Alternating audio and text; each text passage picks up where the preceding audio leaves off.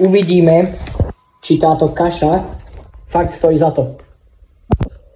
Už sa nám spravila voda, čiže si ju takto zoberieme. Ju takto teda prelejeme.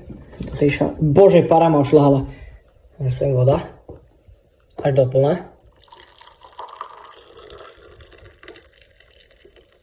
Áno, ja viem, som moc osvetlený, takže ideme si otvoriť túto kašu.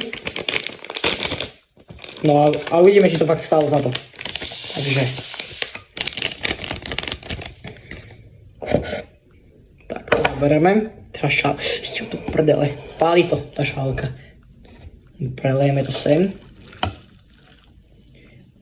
A pôjdeme to tejsnúť, len to musíme najprv zamiešať. Aspoň za tých 230 odoberateľov sa to oplatí natočiť takúto fajnovú kašu. A nejako takto to vypadá, keď to miešam. Ale to musí ešte viacej zúsnuť, lebo je to riedke. Dobre, a ideme to tejsnúť teda. Takže pofúkame.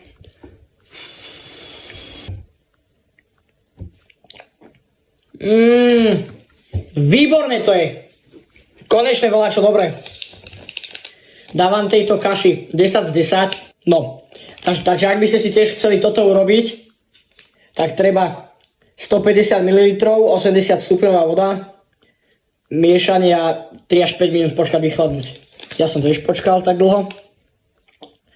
Takže výživové údaje, energetická hodnota 405 kalórií, super, tuky 10 gramov, výborné. Z toho cukry 20 gramov, to je docela dosť. Sacharidy 70 gramov, to je tiež dosť. Bielkoviny 7 gramov, takže kto by chcel, nájdete to aj v rôznych obchodoch, v Lidli, v Kauflande, v Tesku, hoci kde.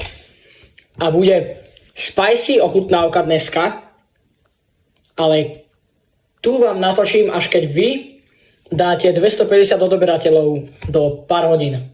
Takže dávam vám na to 24 hodín. Keď to dáme, natočíme si spicy ochutnávku ďalšiu. Čiže ak sa vám tento krátky šortík páčil, nezabudnite dať like, koment a odber pre ďalšie podobné videjka. Ďakujem za 230. Čaute.